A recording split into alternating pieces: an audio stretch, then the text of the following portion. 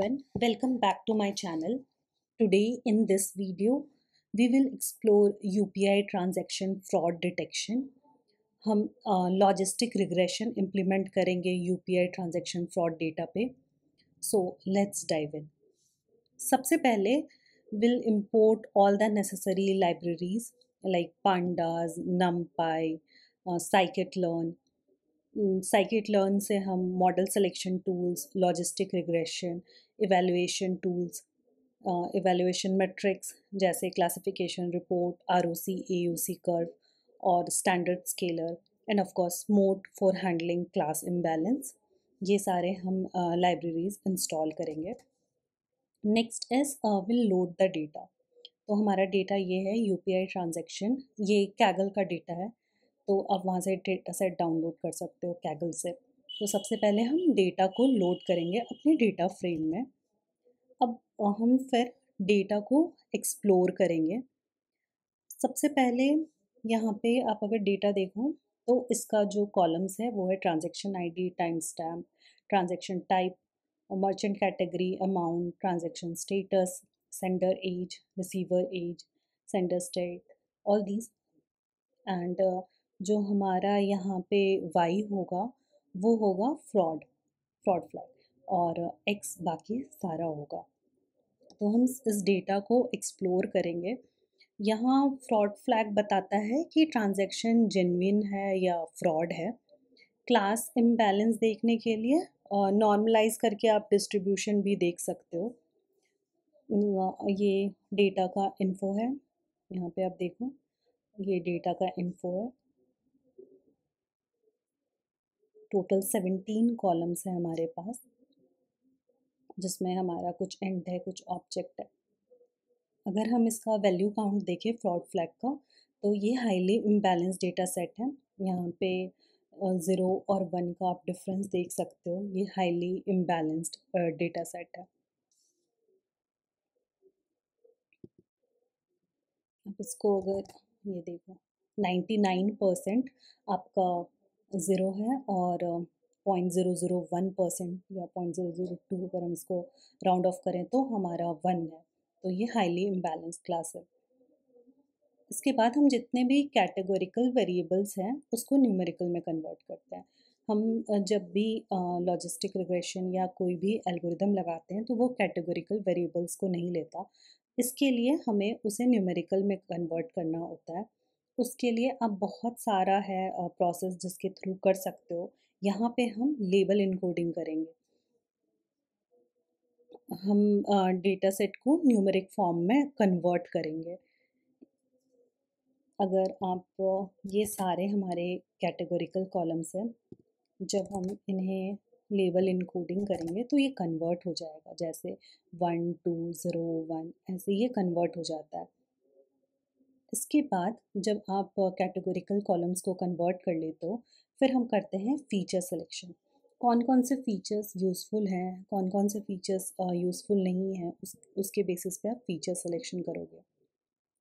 तो हम मॉडल को ट्रेन करने के लिए ट्रांजैक्शन ID और टाइम स्टैम्प इस दो को हटा रहे हैं. इसके अलावा हम सारा फीचर्स ले रहे हैं, क्योंकि ट्रांजैक्शन ID और टाइम स्टैम्प इतना यूज़फुल नहीं होगा इस केस में. इसलिए हम उन दो फीचर्स को हटाकर बाकी सारे फीचर्स को ले रहे हैं. Transaction type, merchant category, amount, transaction status, sender age group, receiver age group, sender state, sender bank, receiver bank, ये सारा हम फीचर्स को ले रहे हैं. अब इसके बाद हम इसको x और y में डिवाइड कर रहे हैं. x होगा हमारा ये सारा फीचर्स और y होगा हमारा फ्रॉड फ्लैग. इसके बाद हम डेटा को स्प्लिट करेंगे ट्रेन टेस्ट में. डेटा सेट को 70-30 रेशियो में स्प्लिट करते हैं ट्रेनिंग और टेस्टिंग के लिए. और फिर स्ट्रेटिफाइड सैम्पलिंग इंश्योर करता है कि क्लास इम्बैलेंस प्रॉपरली हैंडल हो. मतलब जब हम स्प्लिट कर रहे हैं तो ऐसा ना हो कि एक क्लास का ही ट्रेनिंग में चला जाए और दूसरी उस क्लास का सपोज 0 बहुत ज़्यादा है हमारे डेटा में, तो ट्रेनिंग में सारा 0 चला गया और टेस्टिंग में एक भी 0 नहीं है, या फिर वाइसा वर्सा.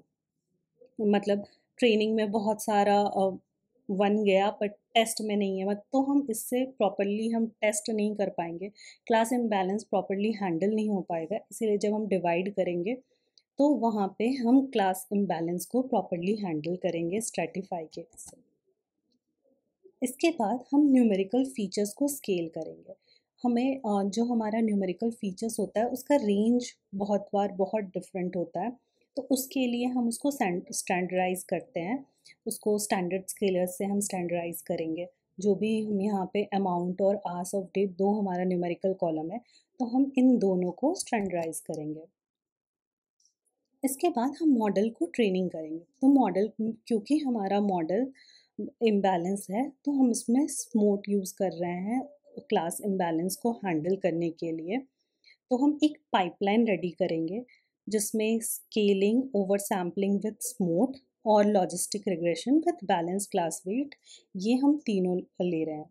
ये हमारा ये पाइपलाइन है जिसमें हम स्टैंडर्ड स्केलर ले रहे हैं, स्मूथ ले रहे हैं।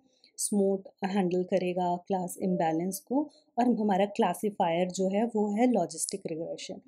आइदर आप पाइपलाइन बना के कर सकते हो या फिर आप सेपरेटली भी कर सकते हो कि पहले आप इसको इम्बैलेंस को हैंडल कर लो स्मूथ के थ्रू, और फिर आप अपना क्लासिफायर लगाओ। तो हम यहाँ पे पाइपलाइन से कर रहे हैं। फिर आप मॉडल को फिट करते हो इस पाइपलाइन में। तो हमारा ये मॉडल फिट हो गया इस पाइपलाइन में। इसके बाद हम प्रेडिक्ट करेंगे। अब जब आपका मॉडल और ट्रेन हो गया है, इसके बाद हम मॉडल को इवैल्यूएट करेंगे। तो हमारा ये क्लासिफिकेशन रिपोर्ट है, प्रिसीजन, रिकॉल, F1 स्कोर, इन सब का। तो ये हमारा है, हमारा एक्यूरेसी आ रहा है 0.54, विच इज़ गुड, क्योंकि हम बहुत ही लो रिग्रेशन क्लासिफिकेशन एल्गोरिदम लगा रहे हैं, विच इज़ लॉजिस्टिक रिग्रेशन। हम यहाँ पे लॉजिस्टिक रिग्रेशन लगा रहे हैं, तो उसके अकॉर्डिंग 0.54 हमारा एक्यूरेसी सही है। अगर हम कोई बेटर एल्गोरिदम लगाएंगे तो हमारा एक्यूरेसी इम्प्रूव होगा। इसके बाद हम मॉडल हम इवैल्यूएशन के बाद हम इसका फ़ीचर इम्पोर्टेंस भी देख सकते हैं कि कौन सा फ़ीचर इम्पोर्टेंट है कितना। तो आप यहाँ पे देखो, ये सारा फ़ीचर इम्पोर्टेंस आ रहा है। अगर लॉजिस्टिक रिग्रेशन के कोफिशिएंट्स अवेलेबल है तो हम देख सकते हैं कौन सा फ़ीचर प्रिडिक्शन में सबसे इम्पोर्टेंट था, और आप इसके बेसिस पे अपने फिर से आप फीचर सिलेक्शन कर सकते हो। मतलब आप इसको, इस प्रोसेस को रिपीट कर सकते हो वापस से, जहाँ पे आप इम्पॉर्टेंट फीचर्स लो और लेस इम्पॉर्टेंट फीचर्स को छोड़ दो। तो ये था हमारा end to end UPI fraud detection model using logistic regression. We have also handled class imbalance with SMOT and evaluated model using key performance.